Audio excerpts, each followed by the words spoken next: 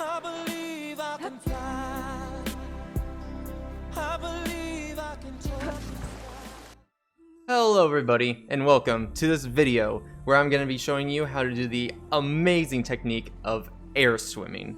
Now, I discovered this technique a few weeks ago. It was really cool. We've been using it in speedruns. It is incredibly fun to do. This is the original post from when I found it.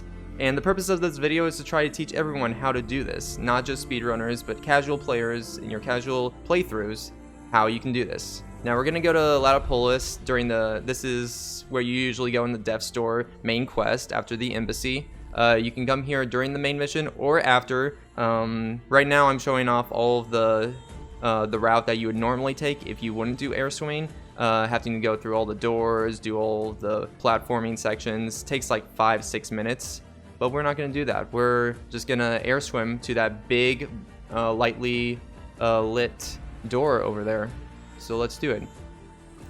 This is also a really great place to just practice your air swimming in on all of these platforms. It's really great. So here's one quick example. I'll slow it down and go into more detailed instructions, but that's basically what we're trying to do. Okay. So what I do here is you want to submerge yourself and then hold X to start ascending.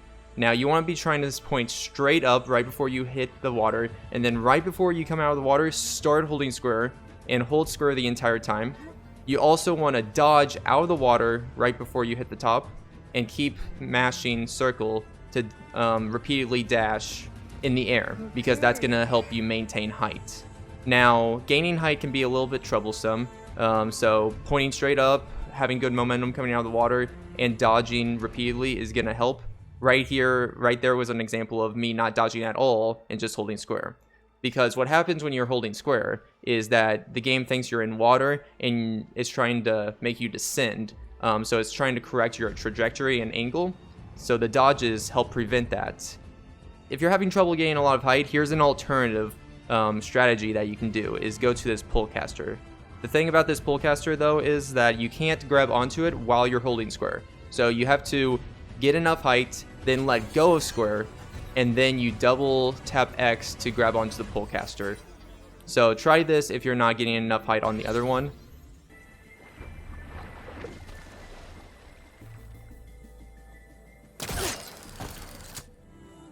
These are just two good examples for you to practice. However, they are tough, so there's plenty of places around this whole area for you to practice.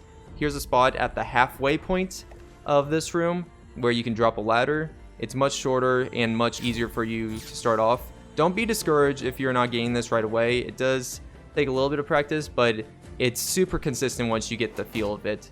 Usually, I would say about 20-30 minutes, and then you're usually starting to feel pretty good about this technique, or generally good and consistent at it. Here's another spot that doesn't require you holding onto the pull caster and just going straight to it. Just make sure you pull off the pull caster covering right there before you jump over here. So I'm going to be showing you several examples of where we can use this along in the speedrun that we have been using it in the speedrun, but I'm going to give you some extra tips. So like I said, you want to make sure you're submerged beforehand. If you're not getting enough momentum, or you're not feeling like you're pointing upwards enough as you're coming out of the water, feel free to submerge yourself even more.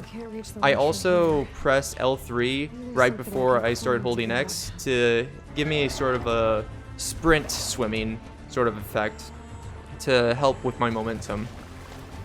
The other key aspect is making sure you dodge right as you're coming out of the water. You can hold square a little bit earlier.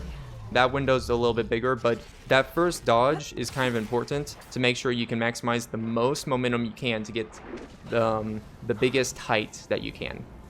But yeah, that's the biggest tips that I have for you guys. If you need more help, feel free to reach out to me in the comments, or come join the speedrunning Discord and reach out to me there, or to anyone in there. We would be more than happy to help. Thank you all for watching this. This is the first video that I've kind of edited together and put commentary over in quite some time, like in over a year, kind of. So if you guys have any feedback, please do let me know. I hope you guys enjoyed this, and I hope it was helpful. Really do. And with that said, I hope you all have a wonderful day. Goodbye.